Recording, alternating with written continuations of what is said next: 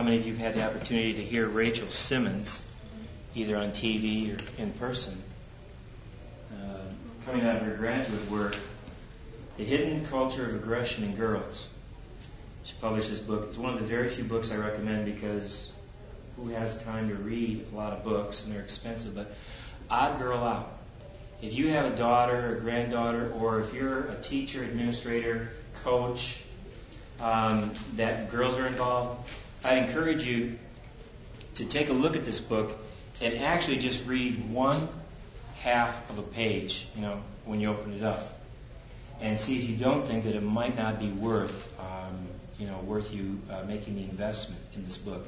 I've had the opportunity to meet with Rachel a couple of times, and that she has helped me to understand some of what you're referring to in terms of the status and the standing and who's with who and who thinks what of who, and in terms of the aggressiveness of that. So this is an excellent resource. Rachel, one of the things she helped me to understand is that a lot of this type of activity with girls, she found in her research, happens to happen more within a girl's circles of friend on friend, sometimes best friends on best friends, and putting people out and bringing people in.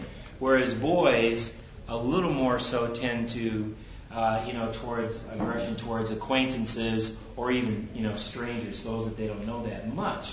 But she was sharing that with girls, it's a very intimate form of interaction because they share so much, but then out of that sharing arises the potential of using that information for harm.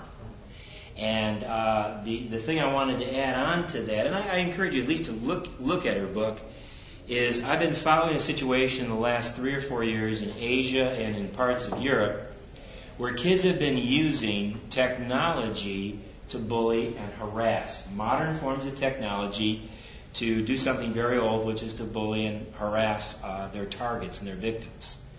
And over both in Asia and in Great Britain, places like that, when cell phones first came out, they came out immediately with what they call SMS, short messaging systems, meaning text messages that I can punch into here, a code.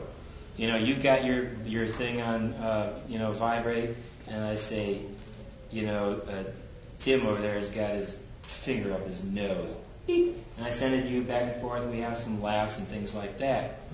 Well, as I've been following it overseas, one of the things I've learned about youth culture, it's not 100%, but often what starts somewhere else comes to our shores.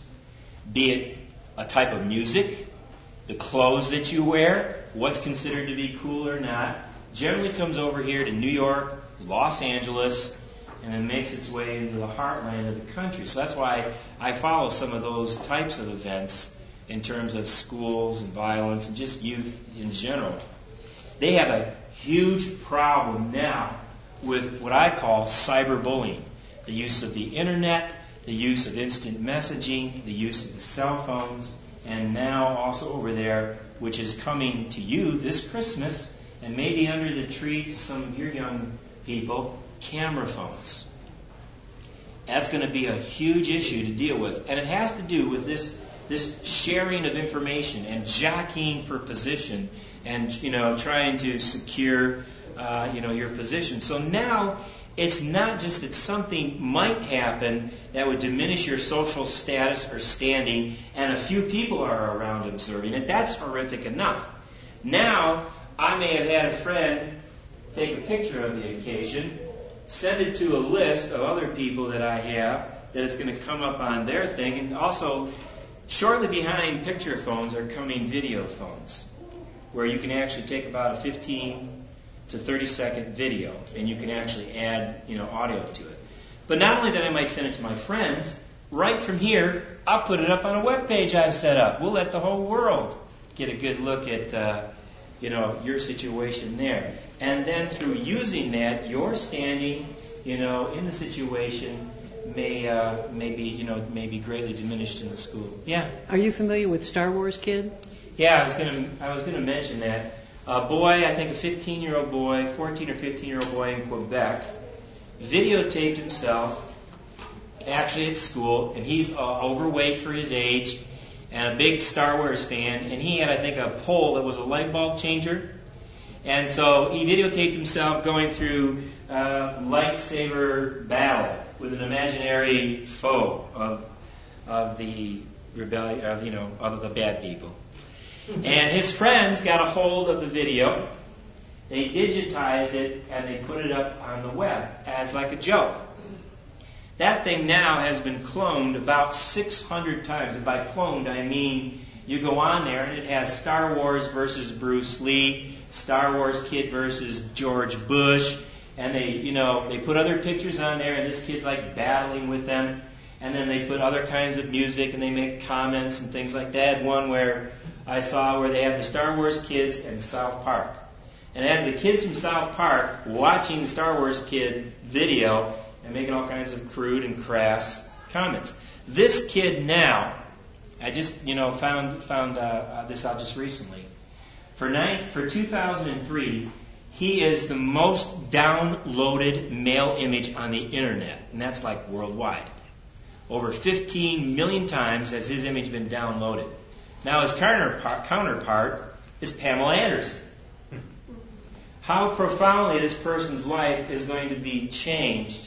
So this technology brings in another whole level in terms of sometimes the subtlety and the covertness that it can be used. And so far, in some of the studies that they've done overseas, and again, it's not happening enough here yet for us even to study it. So like with bullying, when I looked at bullying 10 years ago, I wasn't looking here. We had nothing. No statistics. We had to look overseas where they were already looking at it.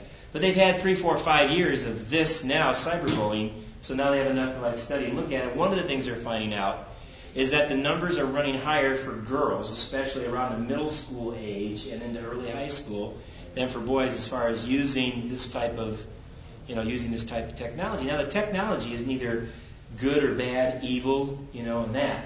It's how we use it. But I wanted to mention it briefly because if you decide to be a part of, a bully-proofing program or an anti-bullying program, in the policy and in the awareness and in the education of the staff and of the students, we need to let them know that we take that just as serious as we do something happening in the cafeteria or in the playground. And the same, consequences and things will apply to that as well.